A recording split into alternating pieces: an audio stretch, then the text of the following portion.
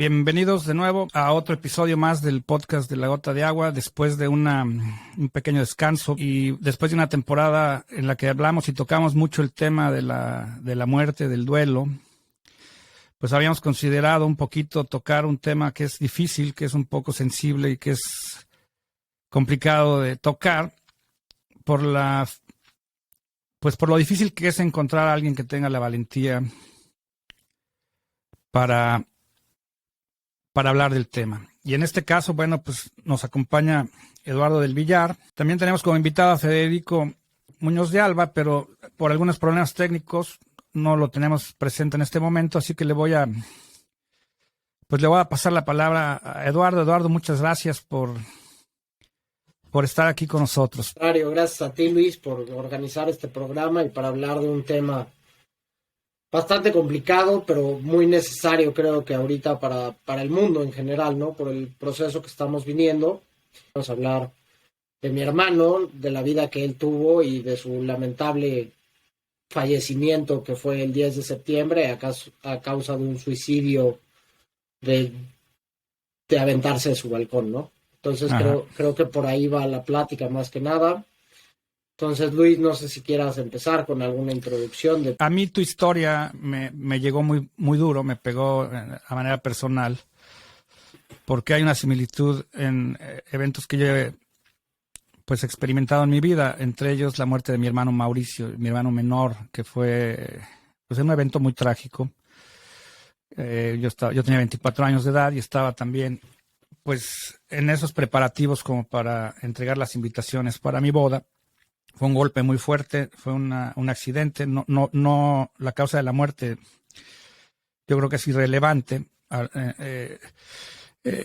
Es un caso en el cual no estamos preparados porque generalmente estamos preparados o podríamos entender más fácilmente la muerte de alguien que ya tiene cierta edad, algún anciano, un abuelo, pero no de un joven y un joven tan prometedor y tan especial como lo era tu hermano. Entonces yo sí te voy a pedir que por favor, yo sé que es difícil, que es una situación un poco complicada porque se mueven fibras, pero pues eso es desgraciadamente lo que sucedió y lo que nos está motivando a hacer esta entrevista. Entonces te voy a dar la palabra y yo sí quiero que tú llegues hasta donde quieras llegar, que nos compartas lo que tú nos quieras compartir y que también, pues si es posible, nos digas el por qué, ¿no? Porque tú bien lo dijiste ya en una entrevista, que el por qué es una situación, pero el para qué ahora, ¿no? Claro, creo que sí es relevante hablar un poco de los temas de la muerte, porque en ambos casos hubo un tema de adicciones que influyó de alguna manera, y esto es lo preocupante y por lo que hoy estamos alzando la voz, y para prevenir que vuelva a suceder y para ayudar a muchas más personas y para encontrar ese para qué y no el por qué, ¿no? En el caso de mi hermano Fernando, les platico, era un joven súper prometedor, tenía 25 años de edad. Él era abogado del ITAM, se graduó con mención honorífica. Él desde la preparatoria ganó el premio Integromo, que es un premio súper especial en donde te escoge toda tu generación y los profesores y los directivos para ser tú el que representa de alguna manera esa generación por cómo te llevas con las demás personas, por las calificaciones altas que tuviste, por tu inteligencia de alguna manera. Entonces, era esta persona que realmente lo que proponía lo cumplía y brillaba de alguna manera. Tocó una gran cantidad de personas a sus escasos 25 años, trabajaba en un despacho súper importante, donde ya le daban una responsabilidad mucho más grande que a varias personas de su misma edad. Entonces era de estos cuates que si hubiera seguido con nosotros, pues su vida hubiera sido un éxito en todas las materias de alguna manera, ¿no? Uh-huh. Él Sí. era súper deportista, era corredor. Cuando hizo su primer maratón, pues lo corrió abajo de 3:17 minutos, que es un excelente tiempo para estar clasificando en otras cosas. Entonces, era un cuate súper enfocado, súper empático, súper inteligente. Pues bueno, como estábamos platicando, hubo un tema de adicciones que lo llevó, no sabemos si lo llevó realmente o no, como que ese es el porqué que vamos a estarnos preguntando durante muchísimo tiempo, pero lo que les puedo comentar es, si pasan estos sucesos. Él consumió un chocongo en una fiesta, Yo fui con él a esa fiesta, lo regresé a su departamento y al parecer por toda la información que nos han otorgado especialistas, las cámaras que hemos visto, pues al parecer mi hermano entró en una especie de brote psicótico en donde empezó a preguntarse mucho por la existencia, por las llamadas que hizo con sus amigos, por la forma en que estaba pensando, él vivía en un edificio y subió las escaleras 4 veces, que son 22 pisos, o sea, no es nada común de alguna manera. Se detenía de repente en las cámaras, no, como que se veía y no estaba a gusto con su persona, con su cuerpo. De verdad son imágenes bien difíciles de ver porque lo que estás viendo es que algo le está pasando a tu hermano y el no poder hacer nada es un sentimiento horrible. Esto fue durante toda la noche. Yo lo dejé en su departamento como a las 2 de la mañana, pero la verdad es que yo lo dejé pues caminando, lo dejé coherente, nos reímos todavía todo el regreso, veníamos de regreso en un taxi y veníamos haciendo chistes, veníamos platicando, veníamos siendo esos confidentes que hemos sido a lo largo de toda la vida, porque como tú nos comentabas, Luis, pues también Fernando era mi hermano chico, pero era mi mejor amigo, mi maestro, mi guía. O sea, era una persona sumamente, yo creo que la persona más especial en mi vida, junto con mi mamá, mi papá y Daniela, mi futura esposa, pero era una relación realmente increíble la que teníamos, ¿no? Y entonces ver que pasen este tipo de cosas, mi hermano a las 6:15 de la mañana escribe un mensaje en su teléfono en donde pone nada es real y se avienta por 22 pisos. Entonces, pues ha sido un mes sumamente complicado en donde hemos estado investigando todo acerca de las adicciones, todo acerca del llamado brote psicótico para ver qué es lo que realmente estaba pasando por ahí, por qué esta desconexión con la realidad, en qué estado mental había estado de alguna manera y por qué toma esta decisión, ¿no? Que es quitarse la vida y aventarse de un piso 22, un poco sin ver las consecuencias que esto generarían de alguna manera para toda la gente que lo rodeaba, ¿no? Entonces, pues la verdad es un tema bien difícil y creo que a eso venimos a hablar principalmente aquí, Luis. No sé si quieras tú abordar algo más y después no sé. Pues sí, mira, escuchándote otra vez, sé lo difícil que es para ti y bueno, la empatía estamos hablando el mismo idioma, entiendo perfectamente bien por lo que estás pasando. Desgraciadamente, como lo dijimos antes de empezar a grabar, para despertar una conciencia a veces es necesario atravesar por lugares muy oscuros. Y bueno, lo importante para mí, que te confieso, y le confieso a Federico y a todos los que nos están escuchando ahorita, que esta conversación me puso un poco nervioso desde que supe que le íbamos a grabar, porque sé a dónde íbamos a llegar. Es muy emotiva, es muy difícil, pero tiene un motivo, tiene una intención, que eso es lo más loable de tu parte, que no te enfrascaste en el ego del sufrimiento y en la posición de víctima, que es la que generalmente adoptamos todos los que pasamos por situaciones como esta. Es admirable que estás alzando la voz y que evidentemente lo estás relacionando con una adicción y que ni siquiera tiene que ser una adicción, Eduardo.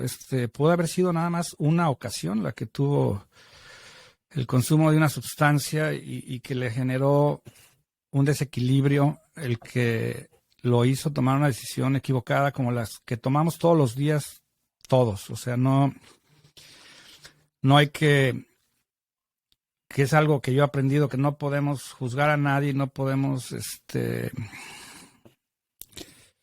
emitir una opinión por el hecho de algo que sucedió, ¿no? Ahora hay que ver qué vamos a hacer con esta información, y ese es el motivo por el cual estamos aquí. Federico se nos desapareció, no tuve la oportunidad de presentarlo, él ya participó una vez en el podcast. Federico tiene una trayectoria como empresario, se dedica a los bienes raíces, vive en el área de la Riviera Maya, pero como yo no sé si es una misión, porque Federico también tiene en su existencia ya una experiencia muy cercana al suicidio. Él nos platicará sobre el tema. Y Él vive en el área de la Ribera Maya, él se dedica a las bienes raíces, pero como de manera alternativa estudió tanatología y a eso se dedica, también se dedica a los procesos del duelo, ¿no? Y por eso está aquí, porque su testimonio también es muy importante en cuanto a lo vivido y pues lo que es en el área terapéutica, ¿no? Entonces, Federico, una introducción, por favor. Gracias, Luis. Hola, Eduardo. Y hola a todos los que nos escuchan el día de hoy. Muy buenas tardes, buenas noches, buenos días. Depende cómo nos vayan a oír.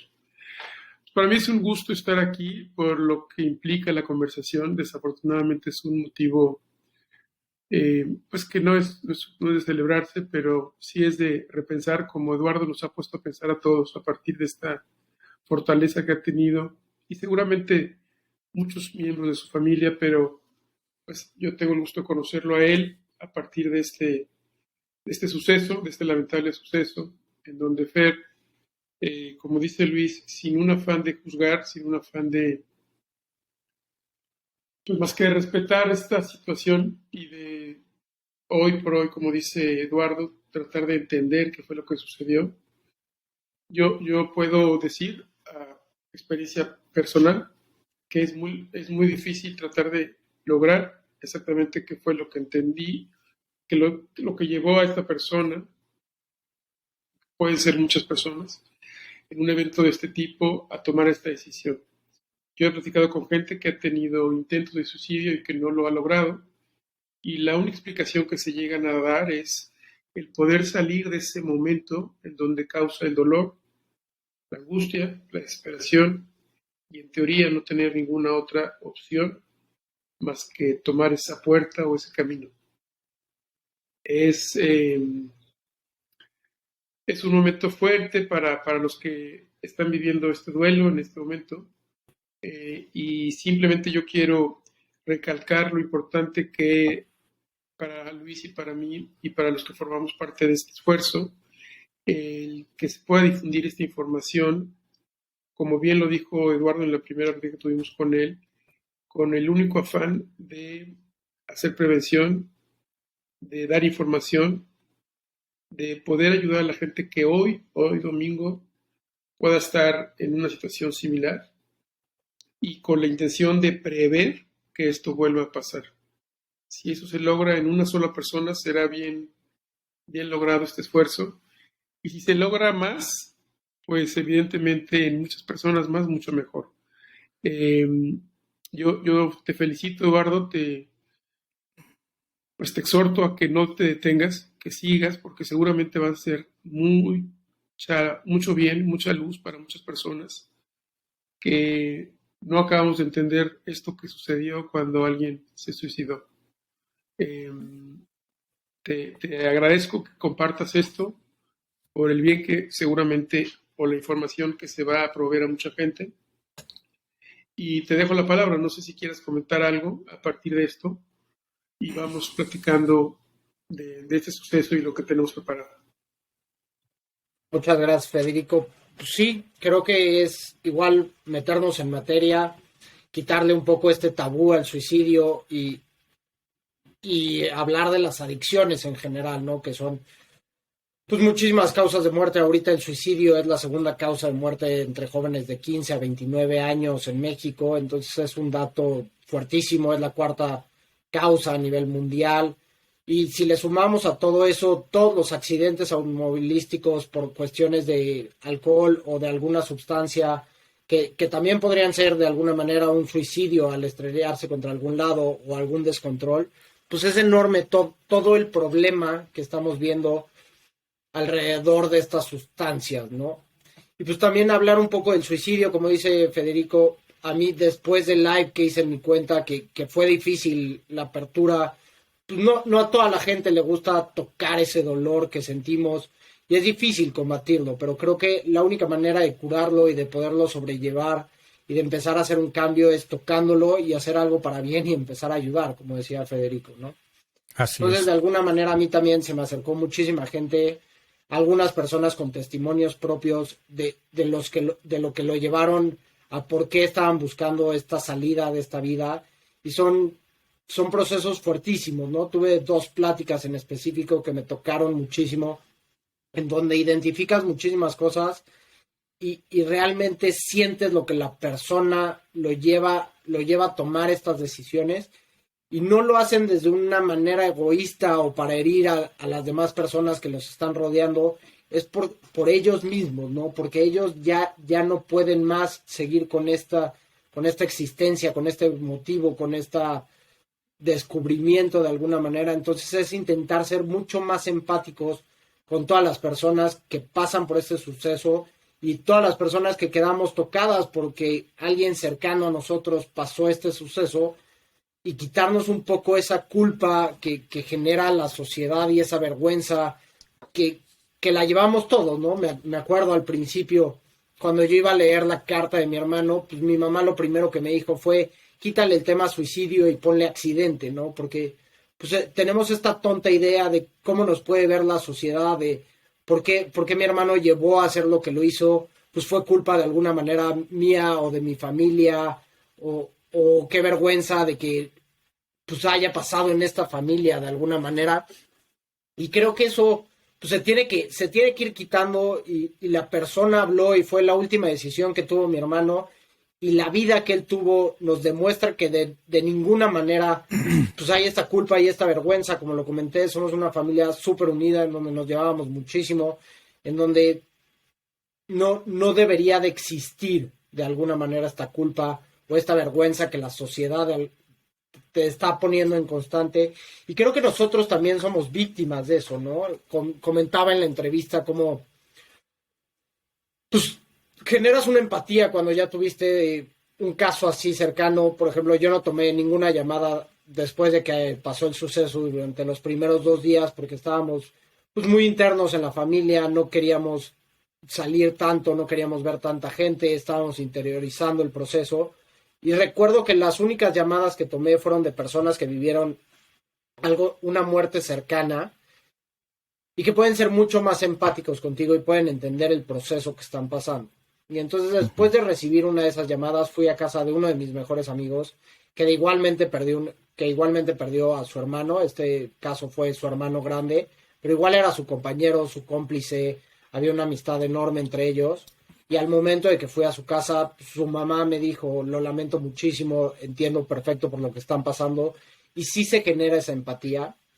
Pero para no hacer el cuento largo, ella me dice: oye, pues te voy a recomendar un excelente tanatólogo que se dedica a temas específicos del suicidio. Esto fue 2 días después de lo de mi hermano. Y hasta a mí me sonó, ¿no? El suicidio, como que dije: ok, yo sí lo puedo decir, pero las demás personas no tienen derecho a hacerlo. Y claro que tienen derecho a hacerlo. O sea, claro que... Y esto es una tonta idea que yo tenía en la cabeza, de que nada más nosotros podemos hablar de eso y nosotros tenemos el permiso.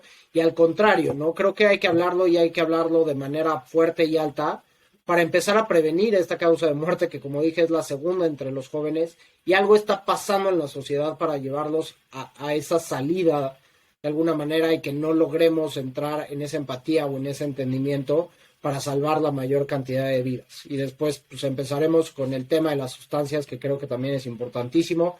No sé si antes quieran platicar algo sobre este tema en específico del suicidio, y después nos brincamos al tema de las sustancias.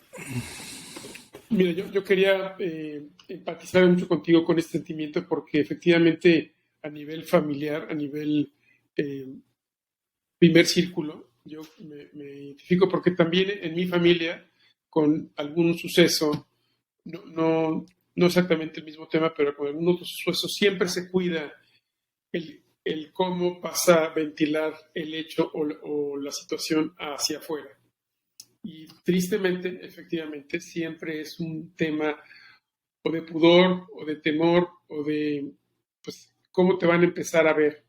Tristemente, a la realidad es que sí, la gente te ve distinto cuando ya se ventila el suceso, o cómo fue, o con la versión extra súper modificada, especial, bonita, para ponerla en el periódico. De todas maneras se ven distinto.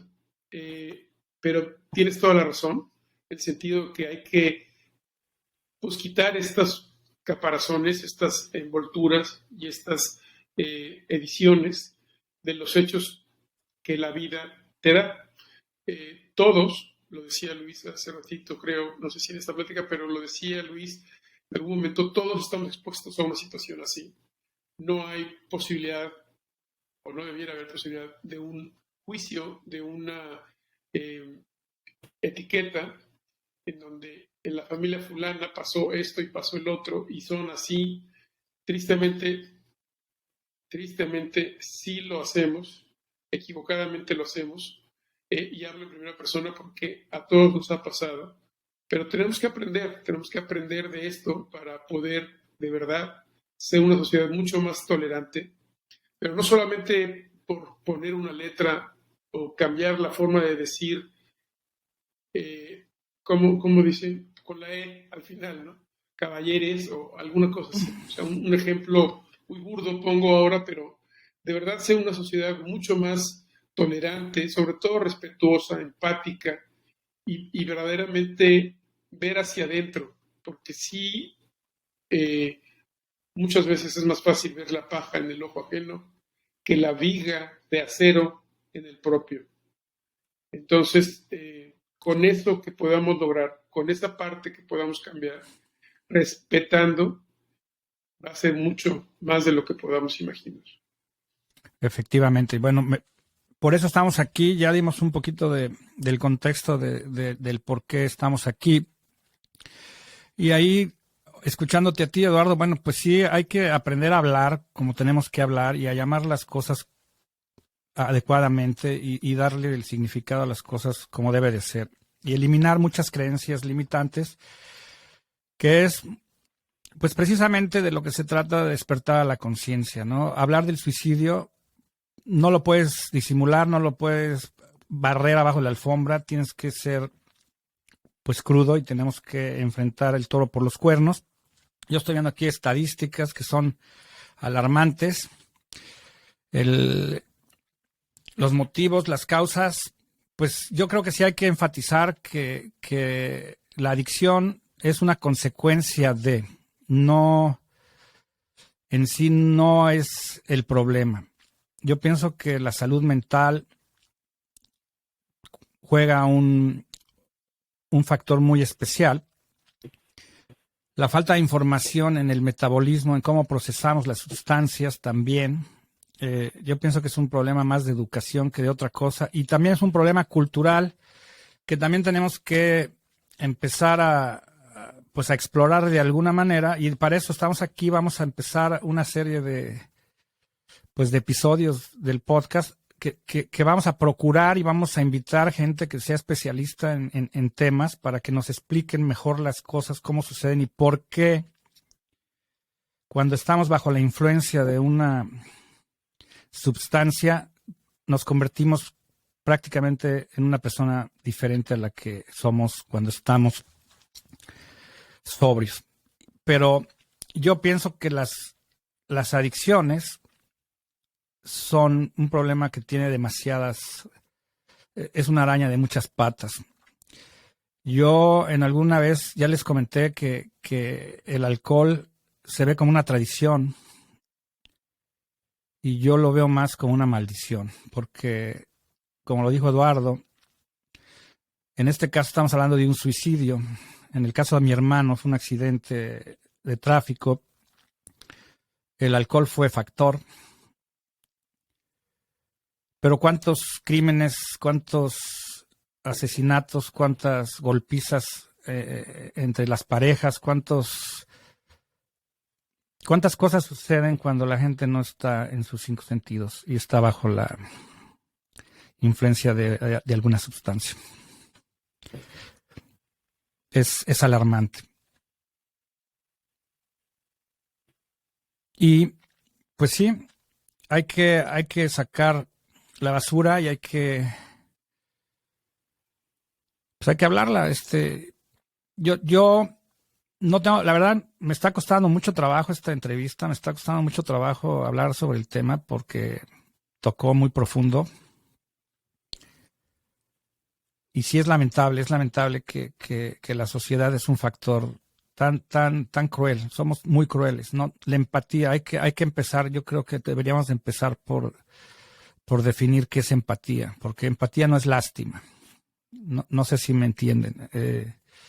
Esos pésames que te dan a veces sí, cuando... No sé si quieres comentar algo, Eduardo, pero si me permites, es verdad, es un tema que de repente se acaba pronto porque lo que se ha dicho ya se ha repetido, pero finalmente creo que el hablar un dolor, el recordar lo que se ha dicho y lo que se ha vivido, te ayuda a exteriorizándolo, a superarlo. Eh, es muy triste y lamentable, como se ha dicho, que te señalen cuando tienes un evento así, pero también es importante recalcar pues que todos estamos expuestos a una situación así. No podemos estar mirando solamente a la gente que ha vivido este hecho, porque pues todos tenemos esta posibilidad de caer en una situación.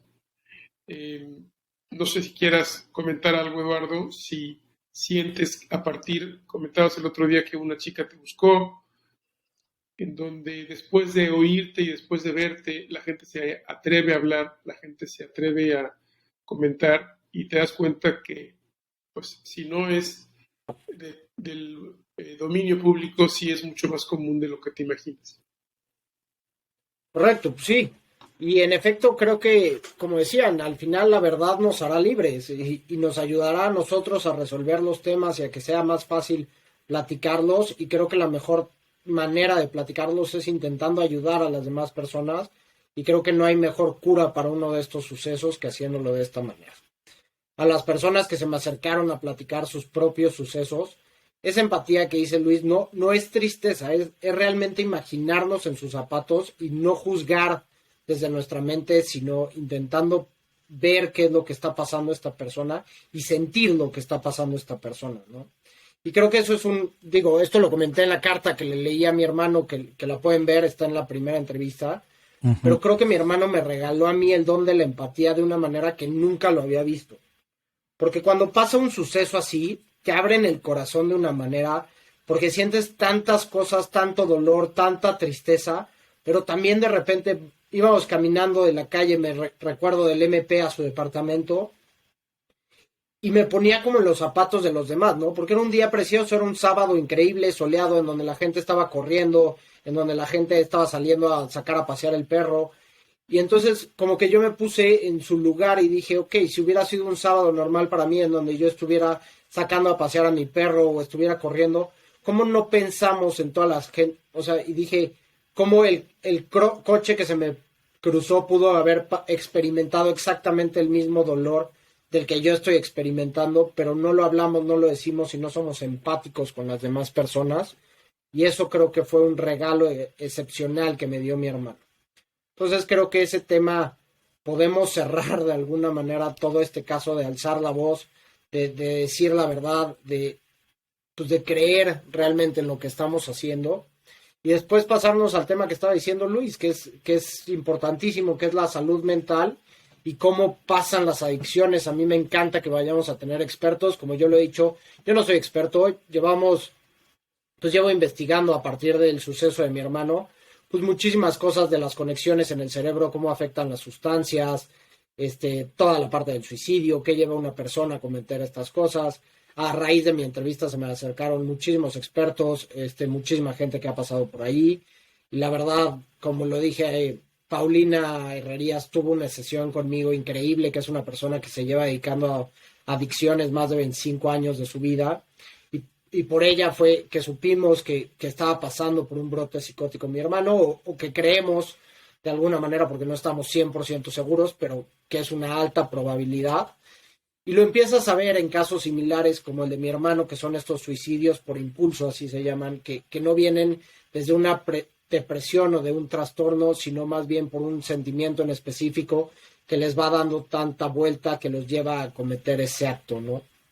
Y un poco para poner en contexto, a mí como me explicaron el tema de la salud mental, es poder controlar tus emociones. Vamos a decir, si tenemos una línea, tú cada vez que tienes una emoción fuerte, pues tienes un pico, ya sea de felicidad o un pico de depresión, por así decirlo, de tristeza, pero al final siempre regresamos a un medio y estamos estables de alguna manera. Ujú. Luego vienen los tipos de trastorno, que los trastornos pueden ser de bipolaridad, de ansiedad, trastorno límite, en fin, hay muchos trastornos, que estos son picos mucho más fuertes. Por ejemplo, en el trastorno de bipolaridad, en donde cuando estás hasta arriba, no es esa euforia que nosotros conocemos, sino es una manía de alguna manera, que son estas personas que las vemos completamente aceleradas, como sin poder controlarse ellas mismas, sin poder controlar lo que está pasando, y después tienen unas caídas profundísimas de depresión y ansiedad de alguna manera,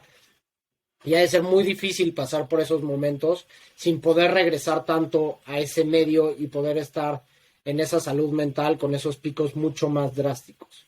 Y al final tenemos el brote psicótico, en donde el brote psicótico es estar tanto en el pico más alto como en el pico más bajo, pero en intervalos mucho más chiquitos y seguidos, que no controlamos y tenemos un desfase de alguna manera de la realidad, en donde de repente tú puedes ser un león que está persiguiendo a un venado, o de repente te está persiguiendo un león y no sabes qué hacer con esto, ¿no? Entonces te desfasas por completo de la realidad. Y un poco poniendo como en perspectiva estas cosas, es donde empiezan a entrar las adicciones. Y ella me lo explicaba perfectamente. El problema de las adicciones es, mi hermano no era un adicto, o sea, mi hermano sí habrá probado, pues no sé, unas 5 veces el chocongo. Yo no quiero ser hipócrita, yo también lo había probado, el chocongo, se me hacía una excelente idea, como lo comenté, estar en una boda y en vez de tomarme 20 cubas, me tomaba 3 cubas, y después me metí un chocongo y al día siguiente podía ir a la bici de montaña, ¿no? Por ejemplo, entonces era como algo que decíamos, no, pues qué maravilla.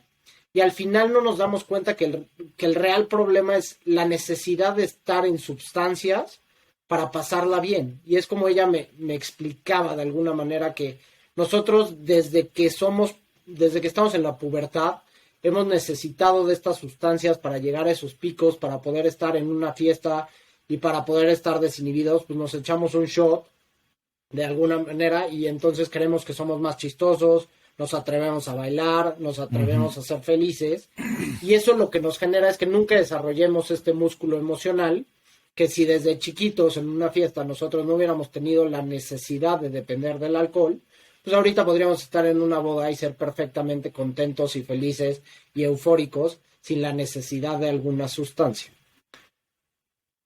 La buena noticia de esto es que se puede revertir y puedes hacer cambios en tu cerebro para volver a regresar a esa felicidad sin la necesidad de las sustancias. Lo que ella me decía es, todos tenemos de alguna manera un bonche, y vamos a decirle que es un bonche de papelitos en donde si tú tomas de cierta medida, pues se te va a ir acabando ese bonche y de repente cuando te quedes sin papelitos vas a entrar a la dependencia de alguna de las sustancias que estás consumiendo. Hay gente que tiene 20 papelitos, hay gente que tiene 2000. El hecho es que a todos se nos va a acabar si consumimos de manera desmesurada. Y hay una manera correcta de consumir que a mí me encantó, que es como la regla de oro, que esto sí quiero ser muy repetitivo porque creo que es una cuestión de regresar a una forma mucho más normal de comportarnos, de no llegar a los excesos, de no tener los accidentes, de estar en tus 5 sentidos. Y la regla es muy fácil. Hombres son no más de 4 copas en la noche, mujeres 3 copas por noche, no shots, o sea, eso es una regla fundamental. Cada copa tiene que llevar un intervalo de por lo menos 1 hora y al final no tomar en días seguidos, o sea, y no más de 3 días a la semana. Entonces, con esta regla, lo que me decía Paulina es, tú nunca vas a tener esta dependencia del alcohol por llamarlo de una manera. Ya cuando invitemos a un especialista nos podrá hablar de otras adicciones, pero al final pues las otras drogas son mucho más poderosas y es una ruleta rusa que ahorita entramos en ellas. Pero con este tema del alcohol es un proceso químico, como el alcohol nos afecta en nuestro cerebro, y por eso si nos tomamos un shot llega de manera inmediata al cerebro y nos causa ese efecto y esa adicción. Si nosotros lo tomamos con esta regla, como lo dije, nuestro hígado es capaz de disolverlo y tomarlo como azúcar en nuestro cuerpo y no depender de alguna manera de ese efecto del alcohol. Y ahora, las drogas pues, más fuertes, que pueden ser el chocongo, que puede ser la marihuana, que puede ser la cocaína, lo que ella me explicaba es que al final estás tú jugando un volado, porque puedes llegar a este brote psicótico, o si tienes algún trastorno que es de manera genética. Por ejemplo, en mi familia hay una falta de litio, y eso lo hemos sabido, pues mi mamá nos lo recordó desde muy chiquitos. Ustedes en su familia han tenido problemas de litio, y por eso mi abuela fue alcohólica. Tengo un tío que es alcohólico anónimo, y hay 2 que 3 que también deberían de ser alcohólicos anónimos, pero pues es muy difícil aceptar que tú tienes un problema, ¿no? Uh-huh.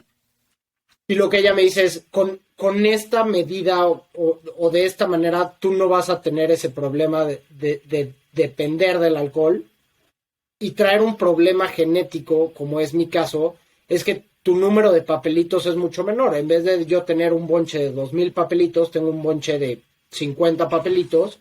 Entonces mi dependencia por el alcohol o en alguna sustancia va a ser mucho más rápida que la de otra persona. Y una droga a mí me puede afectar de una manera muy diferente a lo que afectaría a una persona más. Y eso es lo que me puede llevar a mí a un brote psicótico.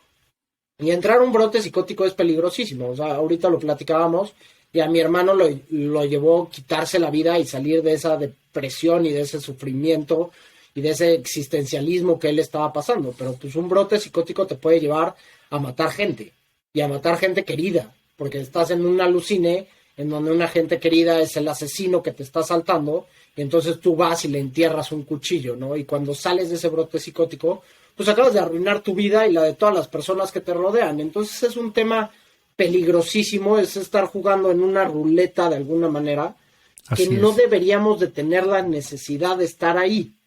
Ahorita yo en este mes y medio me he cuestionado muchísimas cosas de por qué la necesidad de consumir estas sustancias, de tomar en exceso el alcohol, y es un poco el tema social, ¿no? Estábamos ayer, por ejemplo, en una boda, y yo estaba un poco ido, obviamente por toda la parte del suceso, pero también estaba viendo en la boda cómo todo el mundo estaba en las barras, cómo la gente se estaba tomando los shots sin preocupación alguna, y me empecé a preguntar cuál era la necesidad de estar en este desconciencia, en esta no conciencia de alguna manera.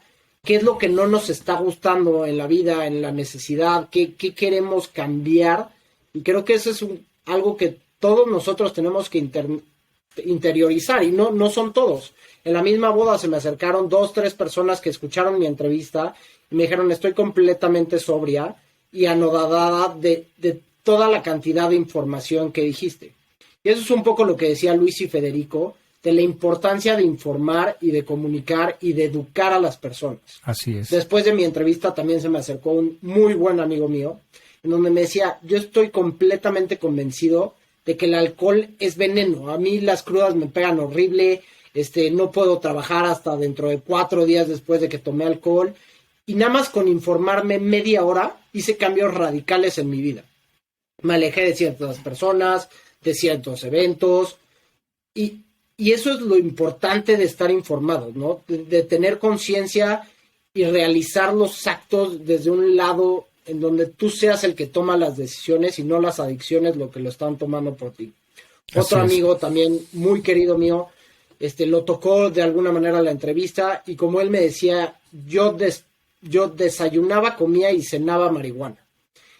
Y la verdad es que ya era un cuate que todo el tiempo la usaba y ya estaba pues en este trance en donde podía ser útil, podía trabajar, podía platicar, Y después de la entrevista, él me manda un mensaje ayer en donde me dice: llevo 22 días libre de la sustancia.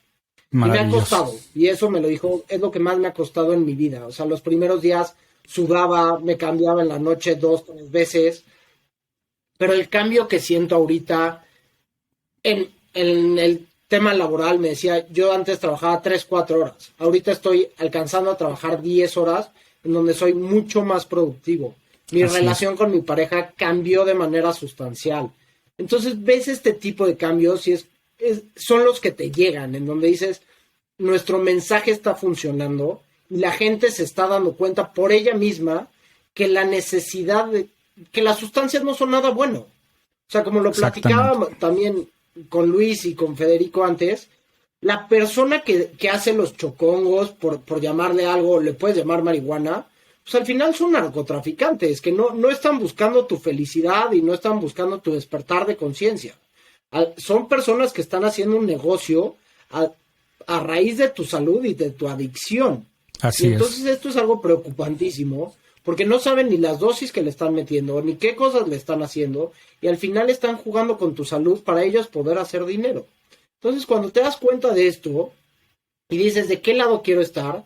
Si las adicciones me van a controlar a mí o yo controlo a las adicciones, pues creo que es un cambio muy importante que nos podemos hacer y que podemos luchar contra todo esto que lleva muchísimo tiempo. También platicaba en otra entrevista en donde me decían, si tuviéramos esta información, cambiaríamos nuestra forma de educar a nuestros hijos. Por el momento Totalmente yo no tengo hijos, pero sí me veo en un futuro educando a personas y cómo las quiero educar a mis hijos en esta sociedad. Y era con esta regla, porque me hacía mucho más sentido. Por ejemplo, a mí me educaron mi papá que decía, prefiero que se la ponga conmigo a que se la ponga en otro lado. Y creo que esto estábamos muy acostumbrados en México de alguna manera de que fuera normal, ¿no? Y ahora cuando entiendes o haces ver a las personas que el decir qué peligroso que se la ponga conmigo es poderlo hacer víctima del alcohol, y lo que estoy provocando es que mi hijo pueda ser alcohólico y tenga que ser dependiente del alcohol durante toda su vida, pues entonces ya la siguiente generación ya no va a decir eso. La siguiente generación va a empezar a usar esta medida y va a empezar a ayudar a sus hijos a que trabajen este músculo emocional, ¿no? Uh-huh. Que eso es, creo que vital, y podemos hacer un cambio radical. Y al final Luis y Federico me decían el por qué y el para qué. Y es un poco lo que me pasó a mí. Dije, ok, el por qué no lo vamos a entender. Por más expertos, por más videos, aunque mi hermano me haya dejado una carta súper resumida de qué fue lo que lo llevó a tener esto, pues siempre van a estar las dudas. Ya no está mi hermano para contárnoslos. Entonces, pues es información que de alguna manera también es irrelevante. ¿Para qué necesito el por qué detallado y lo que estaba pasando? Ya no la necesito. Pero el para qué sí es muy importante. Y creo que haya sido el 10 de septiembre, que es el Día Internacional del Suicidio. Increíble la coincidencia, la verdad, yo no creo en las coincidencias. Para mí es una diosidencia, todo lo que pasa tiene un sentido. Exactamente el día el Día Nacional de la prevención del suicidio. De prevención del suicidio, en ese día ocurre este evento. Y bueno, estás hablando de una manera increíble, todo lo que estás diciendo es muy congruente. Yo, en lo personal, pues consumí alcohol. Era una persona que toda mi vida estuve rodeado de la sustancia. Empecé a muy temprana edad. Lo hice durante muchos años y hasta hace 4 años que toqué un fondo en el cual tuve que pues tomar una decisión, decidí eliminar esa sustancia de mi vida. Y bueno, los cambios han sido maravillosos. También me informé, fui a grupos de apoyo. No es fácil, es romper un hábito, una creencia. Aprendí de metabolismo, aprendí lo que acabas de decir, cuánto se tarda tu cuerpo en eliminar la sustancia. No estamos diseñados para ingerir alcohol, es un tóxico, es una sustancia que nos intoxica, y el hígado, pues no nada más tiene la única función de eliminar toxinas, también tiene otras funciones, y si a eso le sumas todos los factores emocionales, la huella de abandono, todo lo que has vivido en la infancia, la pobreza, las carencias, pero en el momento que ingieres la sustancia, te relajas, te sientes bien, el cerebro lo va identificando como algo que está bien, que me funciona, ¿no? Hasta cierto punto.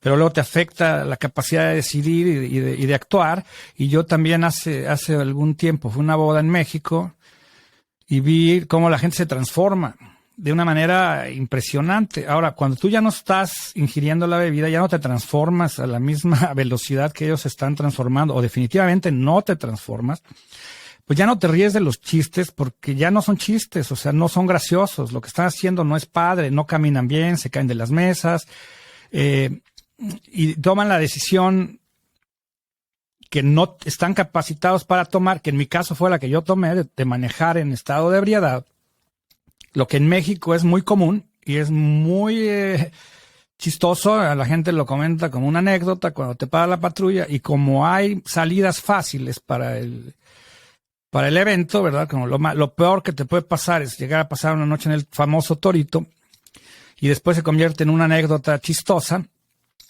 Pero aquí no, en donde yo vivo no, en donde yo vivo esto está catalogado como un crimen. Yo ya tengo un récord criminal. El costo de mi error de juicio, de manejar en estado de ebriedad, fue altísimo, no nada más en lo que es económico, porque todo se te complica. No pude manejar durante un largo periodo de tiempo, tuve que aprender a andar en autobús, en bicicleta, y fue mucho tiempo, tuve que pagar abogados, tuve que enfrentar también la vergüenza de justificar a mis familiares lo que había pasado, porque es vergonzoso, realmente es vergonzoso, no tiene nada de agradable. Y en esa boda a la que fui hace un año salió un muchacho muy borracho y yo le quité las llaves del coche. El valet parking se las dio y yo le dije, no manejes, dame las llaves. Nadie tiene ese valor moral de decirle al borracho, ¿sabes qué, cuate? No estás capacitado para manejar. Y evidentemente él era Emerson Fittipaldi y se puso necio y decía que estaba muy bien. Al final de cuentas no logré impedir que el hombre se subiera a su Porsche, porque tenía un carrazo, que aparte ahí hay poder económico. ¿Y cuáles serían las consecuencias al final de una decisión mal tomada? Si este cuate decide darle a todo lo que da su coche y estamparse con una parada de camiones o con un vehículo que está circulando con su familia. O sea, son demasiadas consecuencias muy negativas.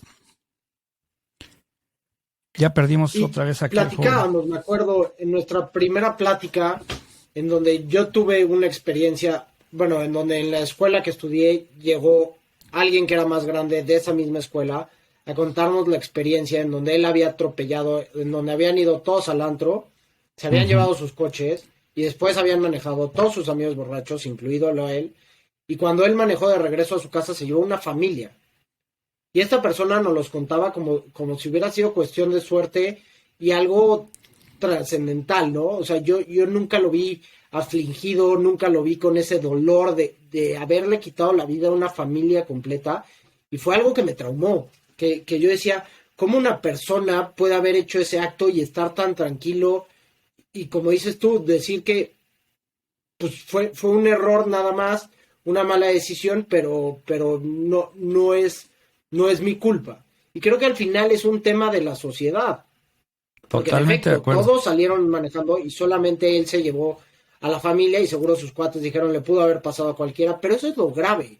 O sea, que ya sea algo común el que si tú le intentaste quitar las llaves del coche y este cuate prepotente se fue de todas maneras y el valet no lo pudiera impedir, es algo grave, porque estás jugando con personas, no nada más contigo, no nada más es tu vida y los que te rodean, que de alguna manera te van a extrañar y estás jugando con las demás personas y estás poniendo en riesgo a toda la sociedad y en el país en donde tú vives, creo que son muy conscientes porque al final, si tú tienes un error y te llevas, pues no sé, banqueta, árbol, estacionamiento, una familia, al final tú le estás haciendo un daño a todo el país que le está costando a todos de los impuestos.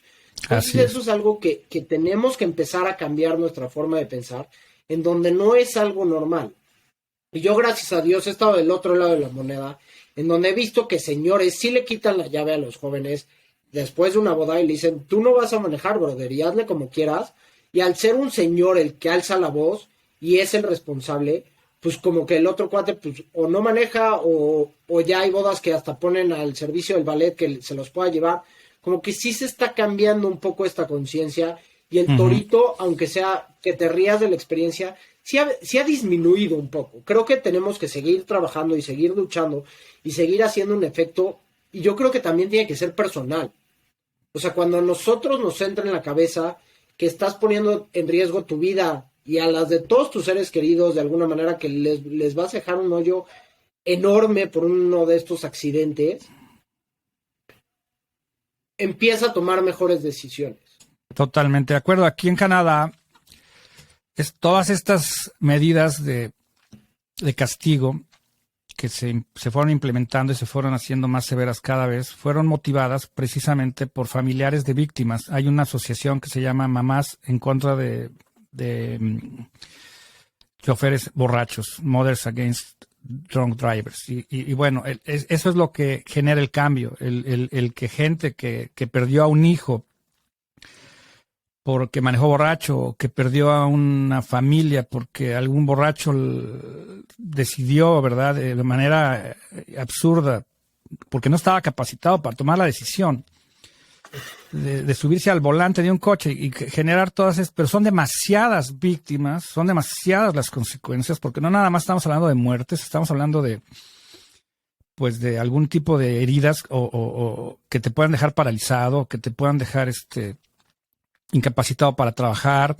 Y como lo dices muy bien, eso representa un costo para la sociedad, ¿verdad? Los impuestos que se pagan se tienen que enfocar a la rehabilitación.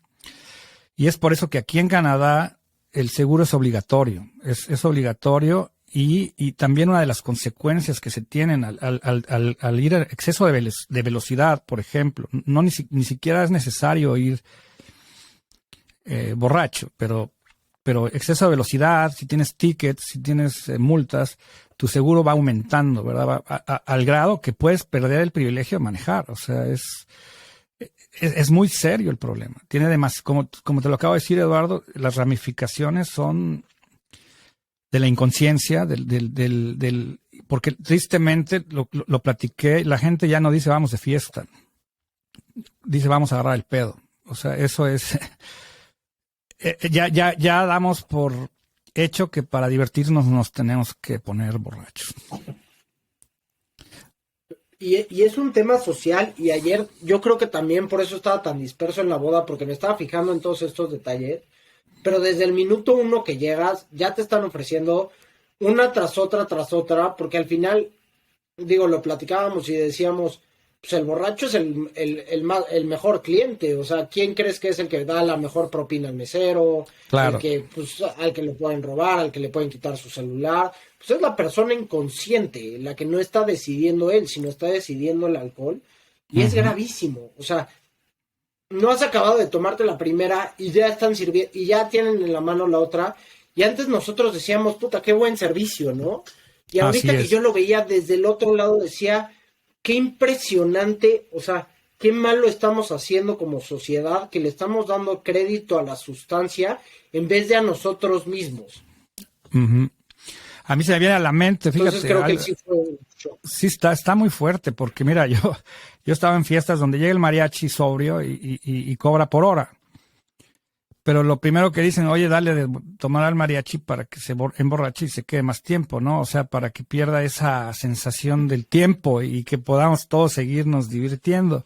O sea, yo cuando dejé de tomar, Eduardo, cuando tomé la decisión de dejar de tomar, que no fue nada fácil, porque la sociedad parece ser que no le gusta que uno de los participantes del crimen se retire. Supuestos amigos míos me mandaban hasta fotos de cervezas así sudaditas, todas frías, como para que se me antojara, ¿no? Y mucha gente no te invita a comer, pero sí te invita a tomar. ¿Sí me entiendes? Hay demasiada culpabilidad en la sociedad para perpetrar el crimen. O sea, no... ¿Y por dónde empezamos? O sea, pues hay que empezar por aquí, por hablarlo, por exponerlo, y por también algo muy importante que tú ya estás haciendo es dar opciones, ¿no? Ya tienes contacto con asociaciones, con fundaciones, con grupos de apoyo, y esa es la labor que creo que vamos a empezar a promover en esta serie de episodios, para que pues podamos brindar esas herramientas, ¿no? Para que la gente que realmente quiera cambiar, porque el cambio desde mi punto de vista es individual, tiene que haber un deseo de la gente de primero aceptar que tienes un problema, aceptar que estás equivocado, y no nada más en el aspecto de tu manera de beber. Vamos a meter un poquito de reversa en aceptar que tienes un problema o algún desequilibrio en la salud mental, ¿no? Y tienes que buscar ayuda. Y creo que ese es otro tabú. A ver, me voy a regresar tantito porque dijiste algo importante. Yo, por ejemplo, cuando fui con Paulina, tenía también este tema, llevaba sin tomar, obviamente, desde el proceso de mi hermano. Le dije, oye, y me preguntó, ¿cuánto tiempo quieres dejar de tomar? Y dije, la verdad es que por un rato. Y después cuando me contó esta regla, y me dice, si tú puedes lograr esta regla, que es la regla con la que ella vive y con sus hijos viven, me dice, no tienes ningún problema. Entonces tampoco es, si puedes dejar la sustancia de golpe, qué mejor. Pero si puedes controlar tú a la sustancia, pues ya estamos del otro lado, ¿no? Y todas estas malas decisiones empiezan a desaparecer.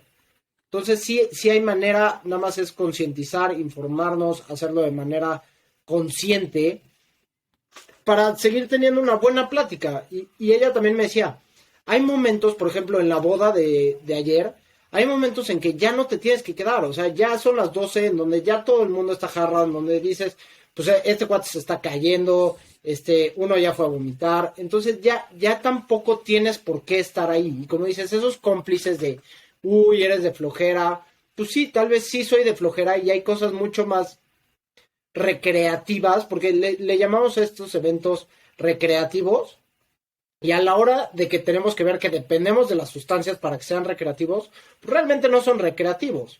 O sea, no nos están dando esa diversión y esa emoción como lo estaría haciendo el hacer ejercicio con tus amigos, el irte a caminar a un bosque, el ver un atardecer en la playa, que es cuando entiendes que hay otro tipo de cosas que hacer, que no todas dependan de la fiesta y te la puedes llevar leve en la fiesta y llegar a un momento en decir, yo ya me voy porque mañana tengo algo mejor que hacer.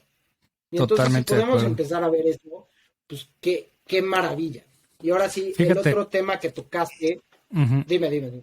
No, es que sí, conforme vamos hablando van saliendo pues ideas, ¿no? Y lo padre del caso es que acabas de mencionar algo que es genial. O sea, si tu carencia de dopamina la estás supliendo con alcohol o con estupefacientes, en vez de un amanecer padrísimo, de ir a correr, que también te genera esas sustancias, ¿no? Porque nuestro cuerpo es tan maravilloso que puede generar todas esas moléculas, esas hormonas de la felicidad. Todo eso lo podemos generar con ejercicio, con meditación, con una buena risa, o sea, la risoterapia. Nos podemos fijar en los niños, ¿no? O sea, los niños no consumen ninguna sustancia y de repente los ves explotando de emoción y felicidad cuando están, pues son diferentes. Cuando estás haciendo ejercicio son endorfinas, sí, pero las dopaminas son momentos de felicidad que se pueden dar junto con el ejercicio. O sea, cuando un niño está jugando fútbol y lo ves eufórico y de alguna manera estas endorfinas llegan a ser dopaminas, ves que la felicidad, o sea, si nosotros regresáramos a ser niños, éramos mucho más felices, ¿no? Así es. Digo, conforme vas creciendo, se van habiendo dificultades y problemas, pero si nosotros hubiéramos quitado todas esas sustancias, podríamos ser igual de felices que un niño que no consume estas sustancias, ¿no? Y si regresamos a esa regla de oro, pues ya podemos, nuestro cerebro es tan maravilloso que puede regresar a ese momento. Oye, Eduardo, yo quería felicitarte y no quería interrumpirte desde hace rato que te estaba oyendo, pero, y lo comentamos, desde luego, sin duda, es muy lamentable lo que sucedió, pero quiero felicitarte nuevamente porque es verdad que muchos datos de los que das, mucha gente los tiene claros, pero hay otros que ni siquiera son revisados ni analizados por gente como cercana a ti. O sea, yo creo que tú tienes una gran ventaja en una gran campaña de publicidad o un mensaje. Lo que se busca es que haya empatía entre el emisor y el receptor. Y tú tienes esta ventaja de tener a tus pares, hacías el relato de la boda que estuviste ayer o las fiestas, y que hoy por hoy, oyéndote yo a ti a tener esta conclusión, me lleva a recordar la primera plática que tuvimos tú y yo, en donde me decías, sin duda, nada de lo que hoy estoy haciendo lo estaría haciendo si no hubiera tenido este evento. Es una capacidad de reinventarse que es de felicitarte, es de señalar esta forma de darle la vuelta a la página y haciendo de este dolor, de esta tristeza, pues esta energía y esta forma de compartir y transmitir hasta la fórmula de qué es lo que se debe tomar por noche, por mujer, por hombre, que son pláticas, que son consejos que hemos oído, y tristemente mucha gente hace pues como un lado esto, porque de lo que se trata a veces es, como decías tú y Luis, es a ver quién toma más y a ver quién es el más chistoso de la fiesta, provocado por un mal modelo que se ha aprendido y se ha repetido. Pero te quiero felicitar porque verdaderamente de este dolor, de esta pena, has hecho una capacidad de, insisto, reinventarte y de poder pues darle un lado hasta, digamos, un poco chistoso, de darte cuenta de hoy cómo observabas tú ayer en la fiesta en la que estabas, la gente hace burla o mofa de lo que toma, tratando de parecer chistoso, ¿no? Entonces, qué padre que tengas esta disposición, esta capacidad, y te felicito porque no lo detengas. Tienes una empatía con tu gente, con la gente de tu nivel, con muchísima gente de tu edad, y cuando hablo de nivel me refiero a este entorno de adolescente. Eres un cuate muy joven que tiene muchísimo por delante. Yo te diría que aprovecharas desafortunadamente este momento para dar pláticas en universidades, en preparatorias. Yo alguna vez colaboré, como te dije, en una fundación de prevención de alcohol en adolescentes, pero sí a veces los adolescentes escuchan, oír y se abren más con gente igual a ellos, hablando de la edad, hablando de los sentimientos, hablando de esta dualidad que existe entre los diferentes grupos de la sociedad. Así es que te felicito y yo te propongo que lo sigas haciendo porque seguramente vas a tener mucho éxito y mucha gente te lo va a agradecer. Así es. Gracias, Federico. Y bueno, pues mira, la idea ahorita, y la verdad yo también estoy muy contento, me siento muy afortunado de poder estar platicando contigo. Y la invitación a ustedes dos, a ti sobre todo, Eduardo, es para que continuemos una serie de episodios donde podamos invitar pues expertos, gente que tiene soluciones y también gente que ha vivido el evento o que lo quiere compartir, ¿no? Como dice esta muchacha que lo ha intentado, porque también hay que oír la versión de la persona que ha, pues que lo ha intentado, que ha fallado, porque en las estadísticas que leí, los hombres son mucho más efectivos cuando lo intentan. Las mujeres lo intentan más, pero no lo logran. Los hombres sí, hay un 85% de efectividad en el intento del suicidio en el hombre. La mujer lo intenta más, pero tiene menos éxito. O sea, no logran concluir el intento, ¿no? Afortunadamente. Y bueno, pues ya mencionaste a Paulina Herrerías y creo que sería pertinente que el próximo episodio pudiéramos invitarla y que si ella está dispuesta a compartir su punto de vista y que tú ahorita, para cerrar, porque yo sé que tienes compromisos y aparte estás dándonos tiempo de tu domingo, pues que nos dieras algunas recomendaciones de lo que la gente que está ahorita, porque como lo mencionamos, cada 40 segundos, desgraciadamente una persona comete suicidio. Seguramente en este momento alguien lo está considerando y quizá el día que nos escuchen, el día que este episodio salga a la luz y que ojalá la gente que lo escuche lo promueva, porque también de eso dependemos mucho, de la gente está más, que es otra cosa muy chistosa, que es más fácil que se distribuya el video de un borracho haciendo tarugadas a de alguien que esté hablando de algo que está despertando las conciencias. No te genera tanta dopamina, porque también el like es uno de las adicciones, ¿no? El empezar a tener atención en las redes, que es algo de lo que también podríamos empezar a abordar. Entonces te cedo la palabra para que cerremos el episodio y la invitación está abierta, ¿no? Perfecto. Pues sí, o sea, mil gracias a ustedes dos por haberme buscado, por estar haciendo este cambio de conciencia, por estar intentando transformar y ayudar a muchísimas personas, que es al final lo que queremos hacer, ¿no? Y ahorita mencionaste varias cosas, pero si me dices, ¿qué le puedes dejar a las personas para que no vayan a hacer esto? Creo que eso depende mucho de uno mismo, pero como me comentaba esta joven también, que al final estoy seguro que vamos a ser amigos porque tenemos muchísimas cosas en común por esta apertura, por esto difícil es, una vez que escuchas a otra persona y sientes esta empatía, es fácil que tú ya no pienses de alguna manera en hacer esto, que te lleguen estos como aha moments que dices, ok, la vida vale sentido y vamos a darle para adelante y puedo darle la vuelta de alguna manera y hay apoyos y hay herramientas para hacerlo, ¿no? Así es. Entonces, entre más información, más experiencia, claro que me encantaría poder seguir haciendo una serie de capítulos en donde traigamos expertos, en donde nos mande el público también todas las preguntas que ellos tienen, que es un tema súper amplio para poder ir viendo qué es lo que podemos preguntar, cómo le podemos ir haciendo, para todas las personas que están pasando por malos momentos, con qué gente se puede acercar.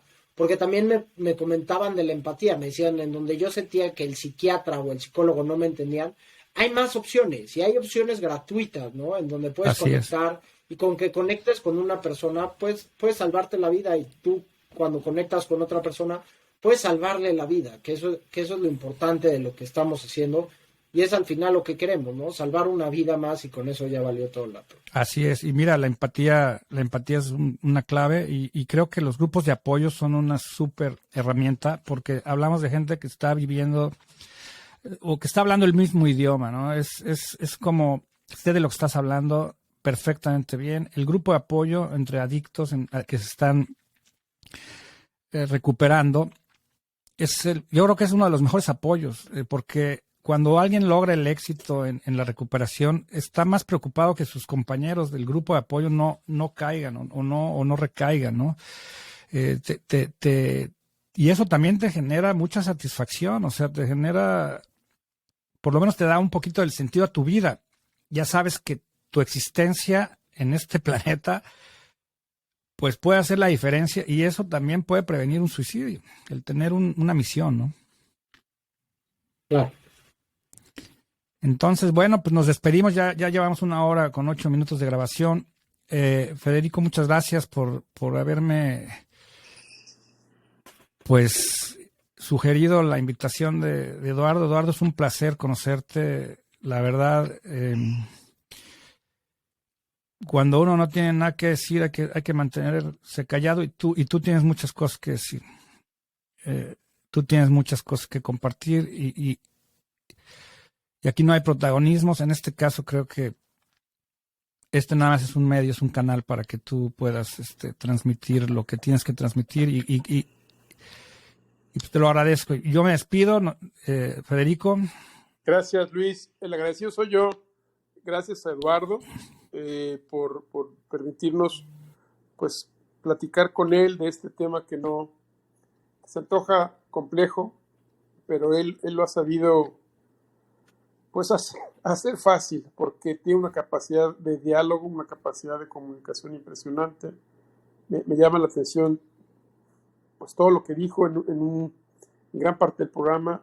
Habló en primera persona con un conocimiento de lo que hoy es un tema que lo tiene envuelto a 24 horas del día a raíz de este suceso. Y pues nuevamente gracias a ambos y Gracias a ustedes dos y que sigamos ayudando a más personas.